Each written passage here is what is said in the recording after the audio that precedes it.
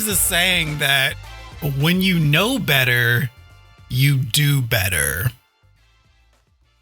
I can tell you right now that that is far from the truth, because I know a lot of things that I could be doing better, yet I do what I'm comfortable with because it's easier. It's the path of least resistance. Comfort will mess you up every single time, because where there is comfort, there is no progress. Today's podcast episode, I will be, giving you a message that I'm pretty much giving to myself because I need it. And it comes down to laziness. I have a habit of being lazy, and not in the way that one would think. I mean, I have routines that I adhere to. I mean, I take care of my hygiene. I do my chores around the house. I work out. I try to do this podcast consistently. Operative word is try. But even in that, I'm still doing the bare minimum. So imagine having all these ideas, countless ideas in your head, and things that you create. You write it down, you set the image, but you don't do it. This is how it works in my mind. I am a creative. I'm always having visions. I'm always like, oh, I can do this. I can do this. Oh, this would be dope if I did this. This would complement this. And then when it comes down to it, I don't do anything about it. And it's to the point that I am tired of myself. You get tired of your own stuff at a certain point, and you try to fight against it. And the way I'm fighting against it is by talking about it out loud, because I know that I'm not the only one who struggles with this. There are a lot of people who get in their own way and don't get anything done. And I'm telling you, I got this bad. It's to the point that I can start with an idea and say, I'm going to execute this tomorrow. Next thing I know, 6 months have passed and I have not executed it at all. I've only thought about it, and that's time wasted. At a certain point, you're like, I have to stop wasting time. Every day it's the same thing. So I'll have a day where I'll wake up and I'm like, oh, today is the day to get it done. Then I'll get distracted by something stupid. Then the day will go by, and then I'll say, better luck tomorrow. And I'm super amped the night before. I'm like, yes, tomorrow I'm gonna knock it out the park. I'm gonna do it. I'll pray over it and everything. Wake up the next morning, or I'll get thrown off by not sleeping well, or something will happen that throws me off, and I'm in that cycle again. So I start asking myself, like, why am I like this? Like, why am I this way? How is it that I can know exactly what I want to do, but I still don't do it? Now, there are countless excuses that people are providing right now, especially in a pandemic. I have been this way since I was in college. As an adult, I can tell you that I can't use the pandemic as an excuse, especially not a year into it. I have ample time and I'm not making good use of it. And I need to do better.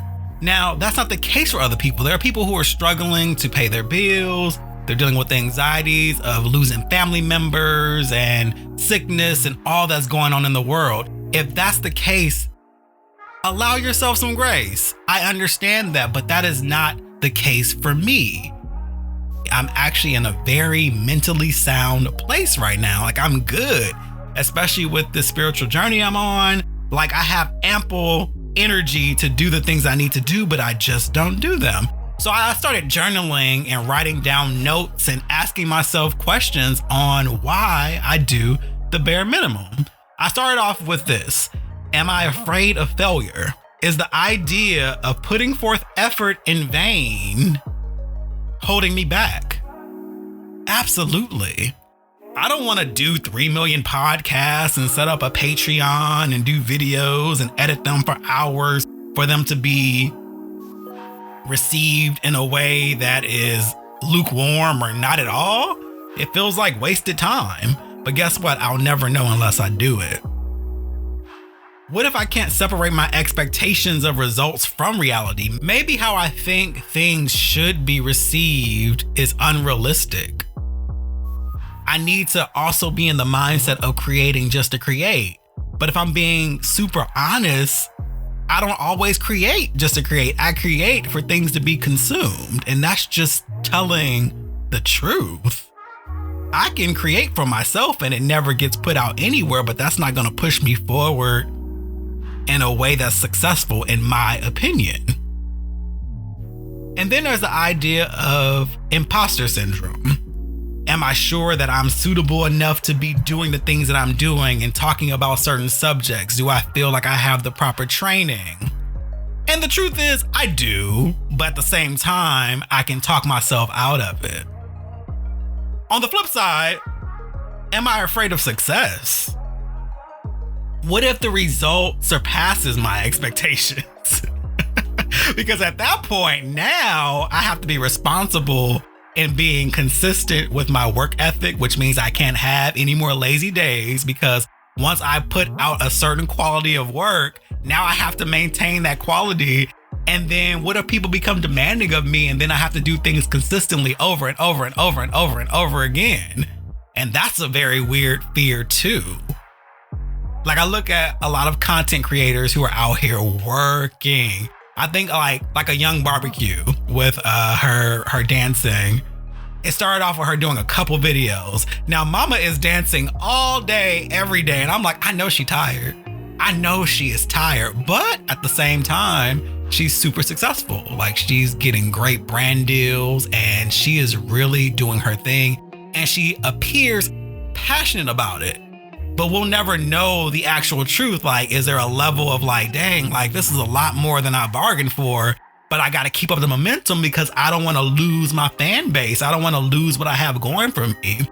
Even though maybe that shouldn't be the focus, maybe fan base shouldn't be the focus, but how can it not be?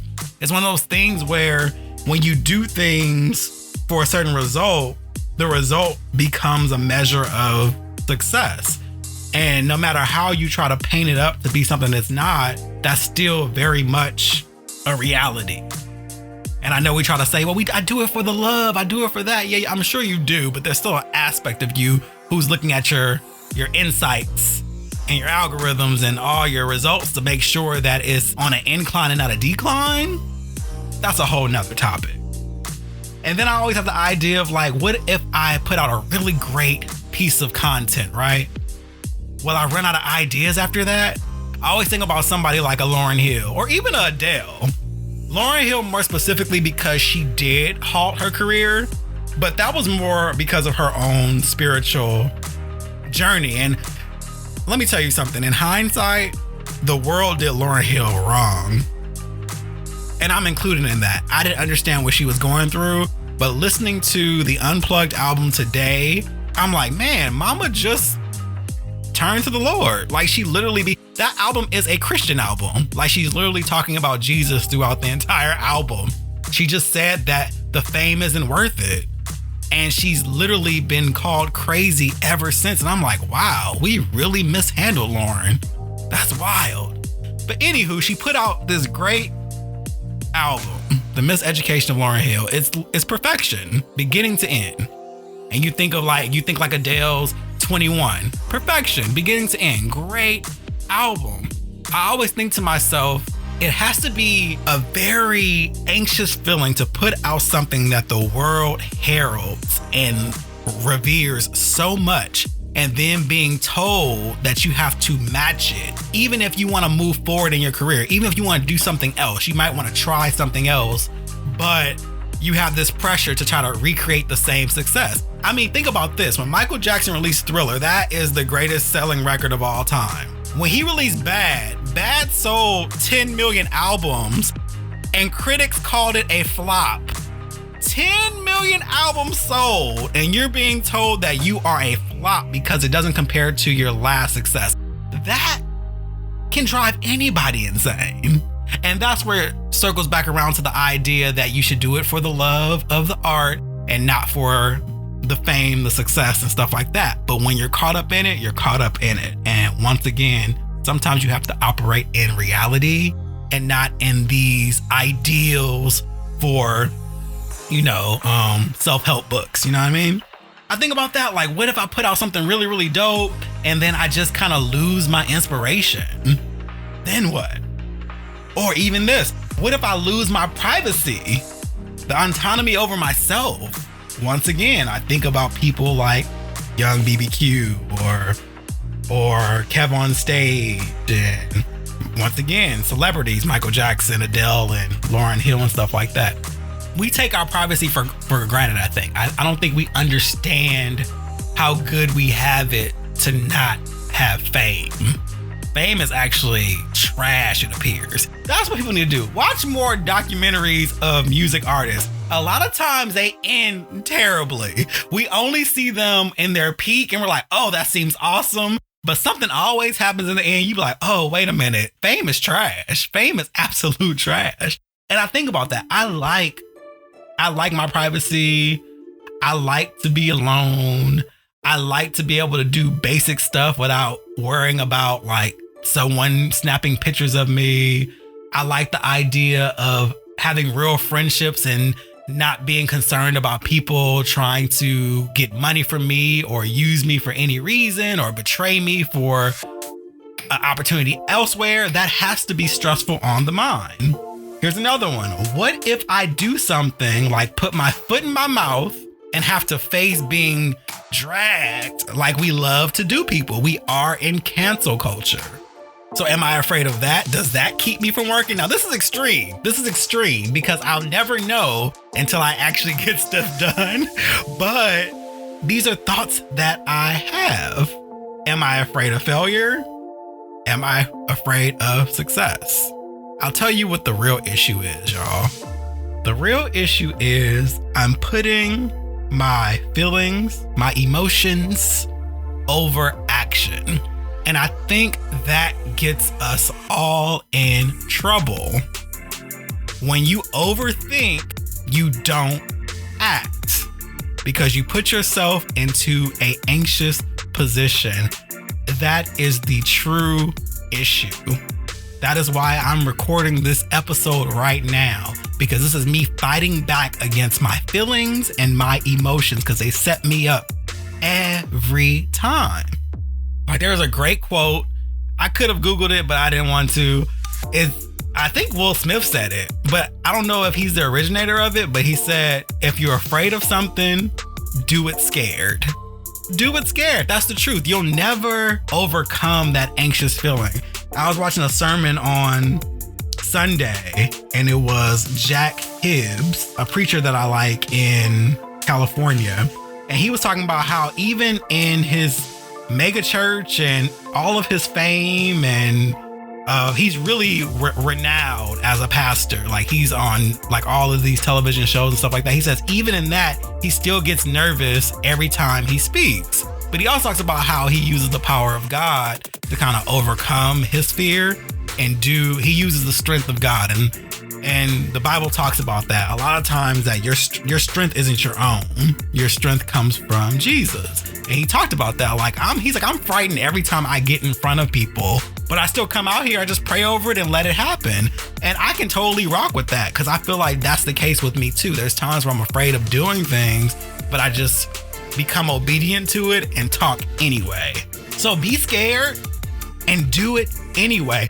Also, being uncomfortable is actually a good thing because it means that you have an opportunity to grow.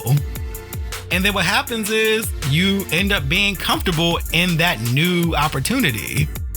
And then you can do it all over again because you got to get uncomfortable again to grow and grow and grow and grow and grow. I also think about things I've done in the past that was against the grain. And this is why it doesn't make sense that I do the bare minimum, because I've done some pretty great things in the past using what I thought was my own strength, but all along it was God. For example, I ran a marathon almost 2 years ago. It'll be 2 years, March 17th. I ran 26.2 miles. That wasn't an easy feat at all.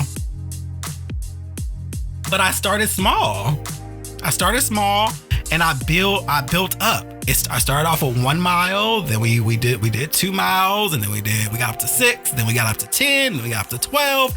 And during the week, you did little tasks to build up to the big task. So for example, Tuesday, Wednesday, Thursday, I will run 2 miles, 3 miles, 4 miles, right? Then I will rest on Friday. And then on Saturday, I will run like 12 miles. What you would do is you do smaller runs and you do bigger runs. And then over time, you build up to the 20 plus miles so that you can do the marathon. So I have the concept there. So why am I not doing it in my other creative endeavors? And it comes down to me getting out of my head. I have to get out of my head. I have to just act, wake up and act. I do the same thing with working out. When I'm in my zone, I haven't been in my zone. I'm getting back in it now because my birthday is in a month. And I'm like, all right, I've been chilling and I've been kind of letting myself have a winter body. I just like, you know what? I just want to eat breads and carbs. And, I want to have all the treats and not be on the treadmill for a little bit. So I haven't been on it. So now I'm like, all right, time to will it in. So I'm back on working out and watching what I eat and doing what I need to do.